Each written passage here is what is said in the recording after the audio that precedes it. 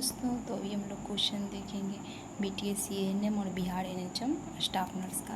इससे पहला है, दुग्ध निर्माण को प्रेरित करने के लिए दी जाने वाली औषधि का उदाहरण है। A इर्गोमेट्रिन, B स्ट्रेप्टोकाइनास, C metoclopramide, D ब्रोमोक्रिप्टाइन। इसका आंसर होगा C मेटोक्लोप्रोमाइड। फिर दूसरा नंबर, स्तनों के सौथे इन्फ्लामेशन को क्या कहते हैं? A मास्टाइटिस, B मेसोटाइडिटिस,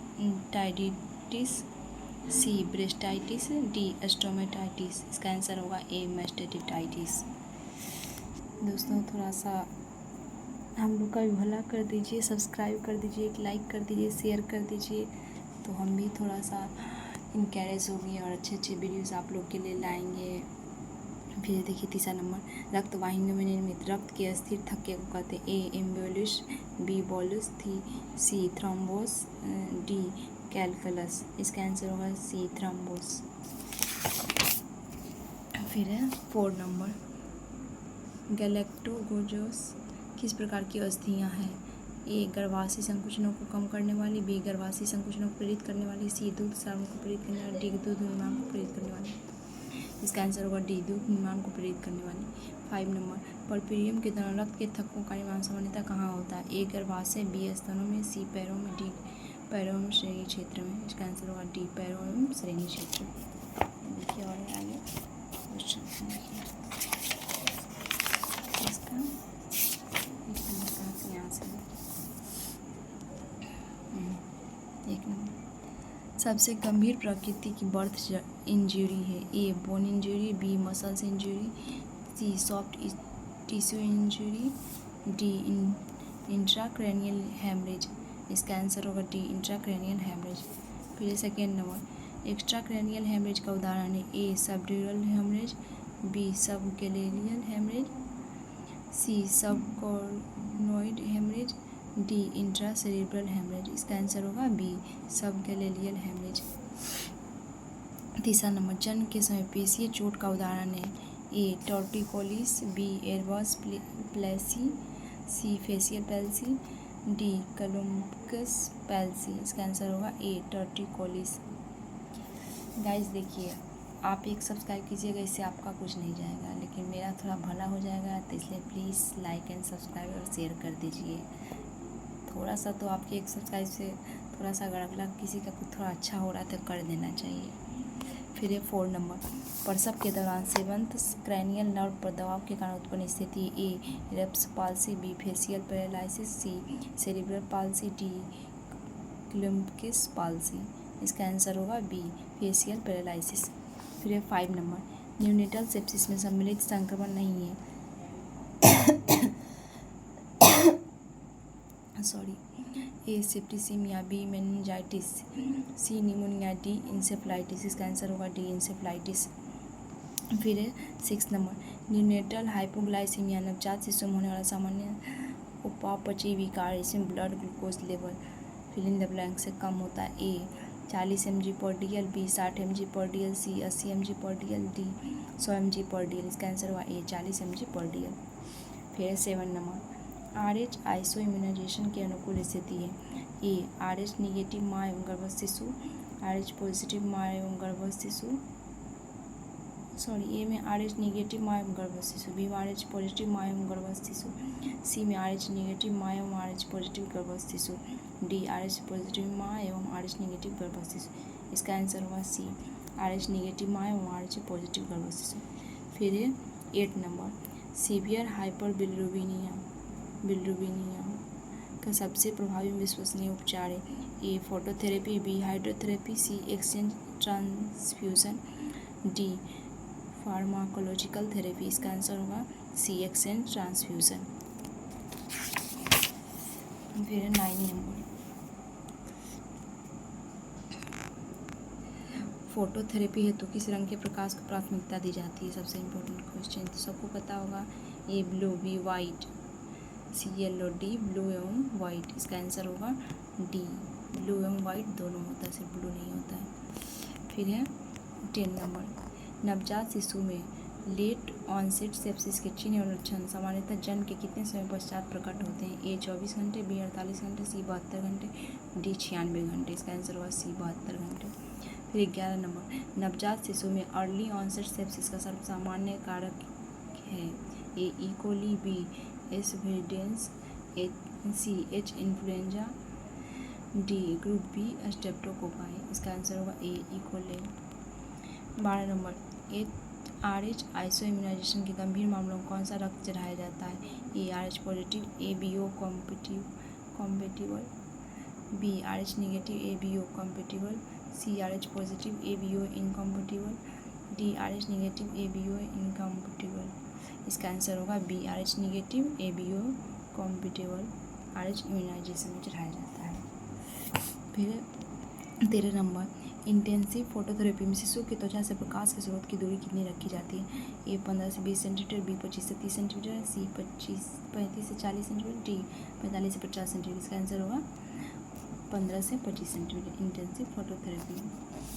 फिर 14 नंबर, वह शिशु जिसने गर्भावस्था के दिनों से पूर्व जन्म लिया प्री टर्म इन्फेंट कहलाता है? ए 249, बी 259, सी 269, डी 279। गर्भावस्था से प्री टर्म कौन सा बच्चा कहलाता है जिससे 259 दिनों से पूर्व जन्म लिया हो? 15 नंबर, लाक्षणिक HIV होने पर शिशु को कौन से टीके नहीं लगाते हैं? A BCG and OPV, b BCG and DPT, c DPT and OPV, d OPV and measles. इसका आंसर होगा ए BCG एंड OPV। फिर है 16 नंबर, HIV से पीड़ित कितने प्रतिशत बच्चों को यह संक्रमण माँ से प्राप्त होता है? ए 30%, बी 50%, सी 70% और डी 90%। इसका आंसर होगा डी 90%। 17 नंबर, माँ से शिशु को HIV संक्रमण के ट्रांसमिशन की संभावना फिर इन द ब्लैंक सर्वाधिक होती है? ए गर्भावस्था के दौरान, बी प्रसव के दौरान, सी प्रसव पश्चात, डी स्तनपान। इसका आंसर होगा बी प्रसव के दौरान। फिर 18 नंबर, अधिक वर्मिक्स कैसियोसा, सिर पर अधिक बाल, भरी हुई रक्त वाहिकाएं, हाइपोटोनिक पोस्चर आदि लक्षण किस प्रकार के नवजात शिशु में इंगित करता है?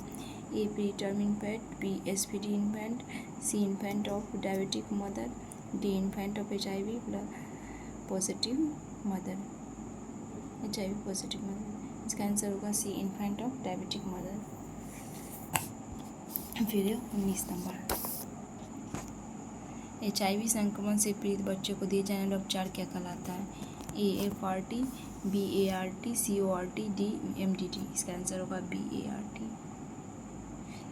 20 नंबर, HIV एड्स के ट्रांसमिशन से बचाव हेतु दिए जाने वाले उपचार में सामान्यतः कौन सी औषधि का प्रयोग करते हैं? ए रिटोनाविर, बी इंडिनाविर, सी डिडेनोसाइन, डी जिडोब्यूटेन। इसका आंसर होगा डी जिडोब्यूटेन। फिर है फिल इन द ब्लैंक, दिन या फिल इन द ब्लैंक सप्ताह पर इसके पश्चात जन्म लेने वाला शिशु पोस्ट टर्म शिशु कहलाता है? 294 दिन या 42 सप्ताह पर या इसके बाद जन्म लेने वाला शिशु पोस्ट टर्म कहलाता है? IUDR शिशु को अन्य किस नाम से जाना जाता है? AAGA, BSGA, CLGA, TFTI। इसका आंसर होगा BSGA। फिर है 23 नंबर, माँ से शिशु को संक्रमण की प्राप्ति क्या कहलाती है? A vertical transmission, B horizontal transmission, C transparental transmission, D transverse transmission. इसका आंसर होगा ए वर्टिकल ट्रांसमिशन।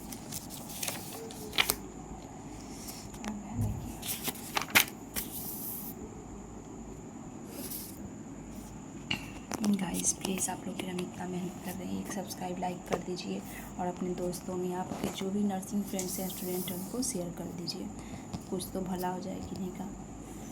वर्जन के लिए पहला क्वेश्चन, वर्जन के लिए अनुकूल स्थिति है? A multiple pregnancy, B oligohydramnios, B ruptured मेमनस, डी ब्रीच प्रेजेंटेशन। इसका आंसर होगा डी ब्रीच प्रेजेंटेशन। फिर सेकेंड नंबर, निम्नलिखित में से किस स्थिति में इंटरनल सेफेलिक वर्जन निषेध होता है? A obstructive labour, B cord prolapse, C transverse lie, D compound presentation. इसका आंसर होगा ए ऑब्स्ट्रक्टिव लेबर। फिर तीसरा नंबर, निम्नलिखित में कौन सी ECV की जटिलता नहीं है? A cord prolapse, B cord of presentation, C placental separation, D knotting of umbilical cord. इसका आंसर होगा ए कॉर्ड प्रोलैप्स। फिर 4 नंबर इंटरनल सेफेलिक वर्जन के लिए आवश्यक शर्त है, A ruptured membranes, B fully dilated cervix, C placental separation, D intrauterine fetal death. इसका answer होगा बी फुल्ली डायलेटेड सर्विक्स। फिर है 5 number DNC dilation and curettage प्रक्रिया के दौरान सर्वाइकल डायलेशन में सहायक औषधि है, A methergine, B ergometrine, C साइटोसिनोन, डी मेथ्रोट्रेजेटा। इसका आंसर होगा डी मेथ्रोट्रेजेटा। फिर 6 नंबर DNC प्रक्रिया के दौरान यूट्राइन कैविटी की लंबाई और नापने के लिए कौन से उपकरण का प्रयोग किया जाता है, A uterine curette, B uterine sound, C Sims speculum, D Cusco's speculum. इसका आंसर होगा बी यूट्राइन साउंड। फिर है 7 नंबर निम्नलिखित में कौन सी DNE प्रक्रिया की जटिलता नहीं है, A uterine परफोर्शन, B invisible abortion, C uterine silkie साइनिकी, D cervical इनकम्पिटिशन। इसका आंसर होगा बी इनविजिबल अबॉर्शन।